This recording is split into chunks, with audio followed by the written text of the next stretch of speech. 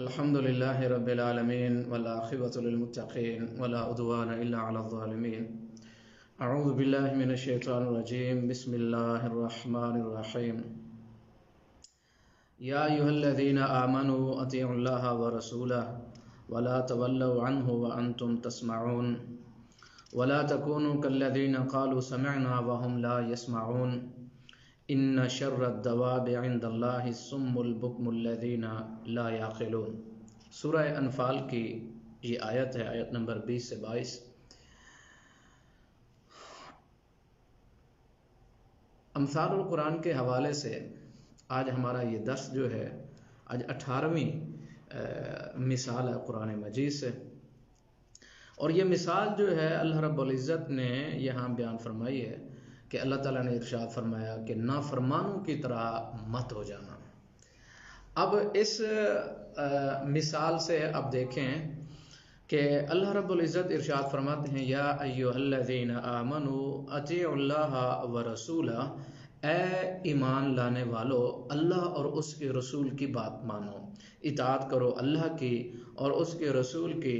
ولا تولوا عنہ وانتم تسمعون، اور یہ جملہ بڑا قابل غور ہے، اور یہ جو الفاظ ہیں وَلَا تَوَلَّوْا عَنْهُ وَأَنْتُمْ لَا تَسْمَعُونَ، یعنی جان بوجھ کر بے رغبتی اختیار نہ کرو، جان بوجھ کر سنی انسنی نہ کر دو. وَلَا تَكُونُوا كَالَّذِينَ، اور نہ ان لوگوں کی طرح تم ہو جاؤ قَالُوا سَمِعْنَا وَهُمْ لَا يَسْمَعُونَ، جنہوں نے کہا کہ ہم نے سنا حالانکہ وہ سنتے نہیں تھے، سن نہیں رہے تھے.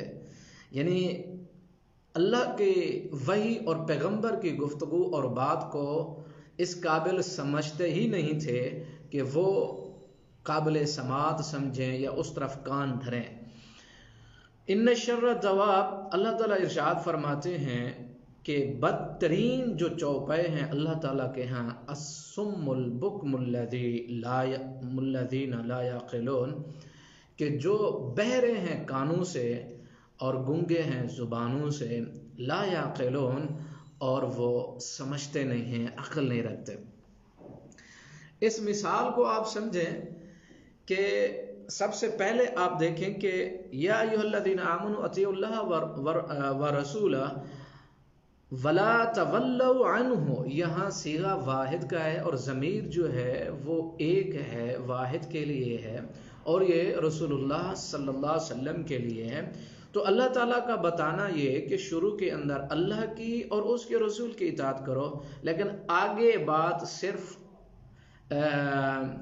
ایک ہی ضمیر لائی گئی ہے، حالانکہ ہونا یہ چاہیے تھا کہ ولا تولوا عنہما، لیکن یہاں عنہ اس کا مطلب اللہ تعالیٰ یہ بتا رہے ہیں کہ اے مسلمانوں، پیغمبر کی اطاعت ہی تو میری اطاعت ہے، پیغمبر کا فرمان ہی تو میرا فرمان ہے، رسول جو تمہیں بتا دے وہی تو میری گفتگو ہے اور وہی تو میرا پیغام ہے.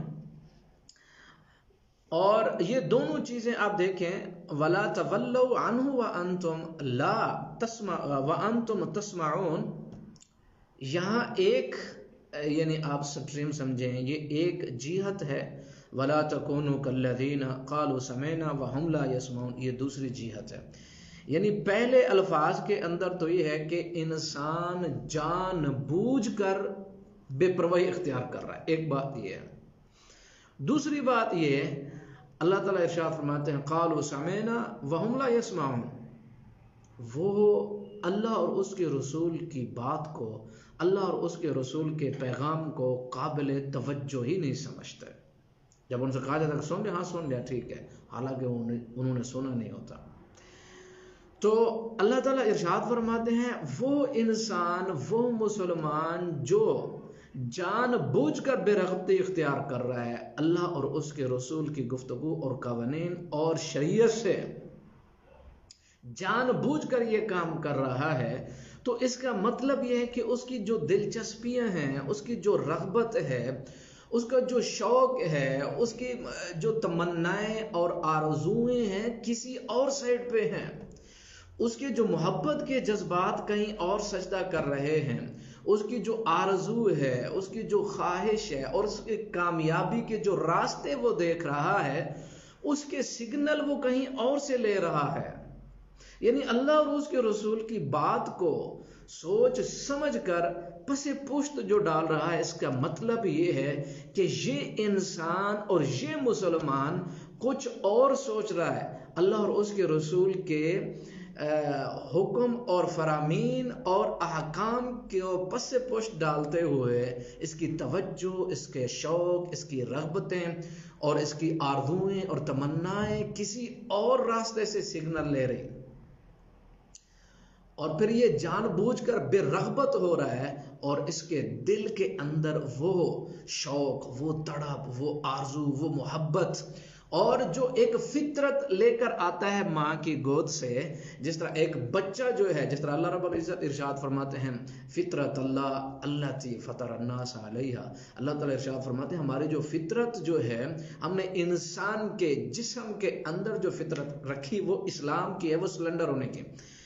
تو اللہ تعالیٰ ارشاد فرماتے ہیں کہ ہم نے تو اس کی فطرت میں دے دی، اور یہ فطرت انسان اپنی ماں کی گود سے بھی لاتا ہے. جس طرح بچہ جو ہے اپنی ماں کی گود کے اندر اگر دوسرا بچہ دیکھے تو پھر جو ہے آپ دیکھیں کہ اس کے دل دماغ کے اندر کیسا تلاطم اور کیسا طوفان برپا ہوتا ہے. یہ حسد کی وجہ سے نہیں ہوتا ہے، یہ غصے کی وجہ سے نہیں ہوتا ہے، یہ اس وجہ سے ہوتا ہے کہ چیز تو میری تھی، ماں تو میری ہے، یہ کون آ گیا ہے. اب دیکھیں بچے کا جو ریاکشن ہوتا ہے وہ انتہائی جو ہے دیکھنے والا ہوتا ہے کہ ایک بچہ کتنا تڑپ جاتا ہے کہ یہ ممتا میری تھی، ماں میری تھی، اور یہ بندہ کوئی اور آ گیا. جب تک ماں اس بچے کو ہٹاتے نہیں اس کو سکون نہیں ملتا، گود میں جب تک نہیں جاتا سکون نہیں ملتا ہے.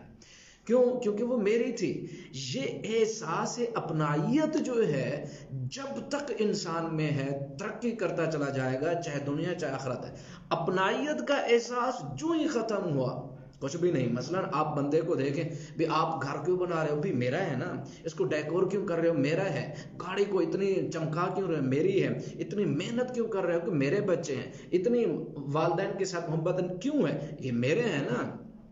آپ اتنا بچوں کے اوپر خرچ کیوں کر رہے ہیں؟ میرے ہیں. یہ گھر کے اوپر اور یہ ساری چیزیں آپ محنت میں لگے جٹے ہوئے ہو، کما رہے ہو. کیوں؟ کیونکہ یہ گھر میرا، یہ گاڑی میرے، یہ ماں باپ میرے، یہ بہن بھائی میرے، یہ ماں میرے، یہ بھائی میرا. اور بہنوں کے ساتھ جو ہے وہ محبت اتنی کیوں؟ میری بہن ہے نا. یہ احساس اپنائیت، رشتہ داروں سے محبت کیوں؟ میرے رشتہ دار ہے نا.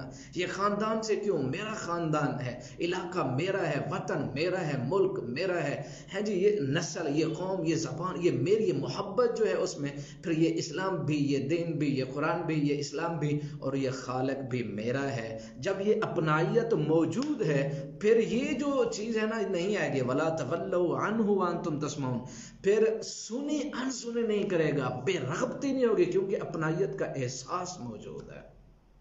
اور یہی اپنائیت کا احساس انسان کو ترقی کی عروج پر لے جاتا ہے اور ترقی کی سیڑھیاں جو ہے اس کو چڑھاتا ہے. لیکن جب یہ احساس ختم ہو جائے، بھی میری نہیں، پھر گاڑی صاف نہیں ہوگی، پھر گھر کے اوپر کچھ نہیں لگے گا، پھر ماں باپ کی وہ عزت نہیں، پھر گھر کے اندر وہ عزت نہیں، پھر بہن بھائیوں کی وہ عزت نہیں، پھر خاندان، علاقہ، کنبہ، قبیلہ میرا نہیں. جب تو پھر کوئی رغبت نہیں. جب اسلام میرا نہیں، دین میرا نہیں، اور قرآن میرا نہیں، اور خالق اور مالک جو ہے، اور پھر اس سے بے پرواہی اور لاپرواہی جو ہے، پھر انسان کبھی بھی اپنائیت کا احساس دل اور دماغ میں نہیں ہوگا تو پھر وہ کچھ بھی نہیں کر سکے گا.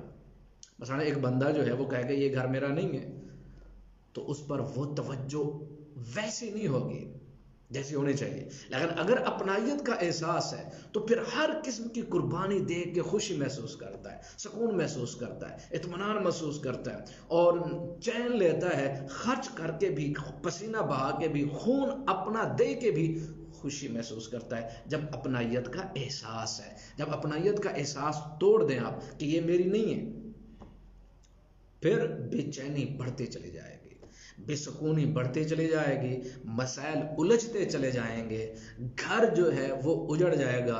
اور یہ بات یاد رکھیں کہ جب گھر اجڑتے ہیں تو ہوٹلیں آباد ہوتی ہیں، سوسائٹیاں اور دوستیاں آباد ہوتی ہیں، اور گھر کے اندر سکون نہیں رہتا ہے. دوسری بات، اب دوسری چیز کی طرف توجہ دیں، ولا تکونوا کالذین قالوا سمعنا وهم لا يسمعون، قابل توجہ نہیں سمجھتا ہے، یعنی اللہ اور اس کے رسول کا جو دین ہے وہ یعنی اس کے دل ہی نہیں کرتا ہے، دل کے اندر ہم تو کلمہ تو پڑھے، ہم مسلمان ہیں الحمدللہ، اللہ تعالیٰ ہر مسلمان کو اسلام اور دین اور ایمان کی حلاوت نصیب فرمائے، دنیا اور آخرت کے اندر کامیابیاں عطا فرمائے، آخرت کے اندر ہمارے گناہ معاف فرمائے اور جنت و فردوس عطا فرمائے۔ لیکن یہ جو یعنی دل نہیں کرتا، یعنی ہم دیکھیں اذانیں ہو رہی، دل نہیں کر رہا جانے کو، قرآن کو، اسلام کو، دین کو، نیکی کو، اور یہ جو کیوں اتنی یعنی اجنبیت کیوں ہے ہمارے دل میں اسلام کے خلاف، ہم اسلام کے لیے اپنے اندر اجنبیت کیوں محسوس کرتے ہیں، ایک ایسی چیز محسوس کرتے ہیں جو دل پسند نہیں کر رہا، قدم اٹھ نہیں رہے، ایک ایسا تساہل ہے اور ایک ایسی بے رغبتی اور بالکل شوق نہیں ہے۔ کیوں ایسا دل کرتا ہے؟ اس کی وجہ یہی ہے کہ ہم اس کو قابل توجہ نہیں سمجھتے، اور کامیابی، خوشی اور دنیا آخرت کے سارے مسائل ہم کہیں اور سے حل کرانا چاہتے ہیں، کچھ اور چاہیے ہمیں، ہم جہاں بھی جائیں گے اللہ تعالیٰ ارشاد فرماتے ہیں تم پھر چکے ہو، سیدھے راستے سے ہٹ چکے ہو، فَأَقِمْ وَجْهَكَ لِلدِّينِ حَنِيفًا، اپنی فطرت کی طرف آ جاؤ، جس سائیڈ پہ اسلام ہے ادھر دیکھو، تمہاری سائیڈیں، تمہاری سوچیں تبدیل ہو چکی ہیں، اپنے شعور کو محفوظ کرو، اپنی سوچ کی حفاظت کرو، اپنے عقل کی حفاظت کرو، تبھی جا کے آپ کی نسلوں کی حفاظت ہوگی۔ آپ نے دیکھا ہوگا کہ اگر راستے کے اندر کوئی گرد و غبار ہو تو ہر انسان ناک کو، آنکھ کو ڈھانپتا ہے تاکہ اس گندگی سے، اس آلودگی سے اپنے آپ کو بچا لے۔ بے عینی ہی ایسے ہی ہے انسان، جب ہر طرف انسان دیکھے اللہ کی نافرمانی اور گمراہی اور ضلالت اور گناہ اور منافقت اور تکذیب اور جھوٹا پن اور کھوکھلا پن اور ساری چیزیں، انسان کو اس وقت اپنے شعور کی حفاظت کرنی چاہیے، اپنے عقل کی حفاظت کرنی چاہیے، اپنی اچھی سوچ، اجلی اور پاک اور صاف اور ستھری سوچ کی حفاظت کرنی چاہیے، تبھی جا کر عمل کی حفاظت ہوگی، عمل اچھا آئے گا، سکون ملے گا۔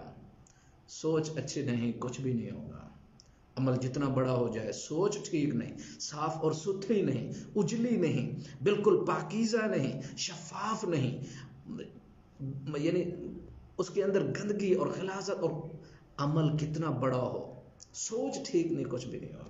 اللہ رب العزت ارشاد فرماتے ایسے نہیں، اگر تمہارے اندر اپنائیت کا احساس نہیں اور پھر قابل توجہ نہیں سمجھتے، یہی تو تمہاری فطرت تھی، پھر تم فطرت کے خلاف جاؤ گے، نقصان ہوگا، یہ فساد فی الارض بھی ہوگا، فساد فی الانفس بھی ہوگا، فساد فی الاخرہ بھی ہوگا، یعنی دنیا کے اندر بھی نقصان تمہارا، تمہارے جسم اور باڈی کا بھی نقصان، شعور اور عقل اور فہم اور سمجھ کا بھی نقصان، تم اچھے کو برا کہو گے، برے کو اچھا کہو گے، اور یہ ایسی سٹریم اور ایسی عادت ہے جو انتہائی نقصان دے۔ آگے اللہ تعالیٰ کیا ارشاد فرماتے ہیں، پھر آخرت کا بھی نقصان۔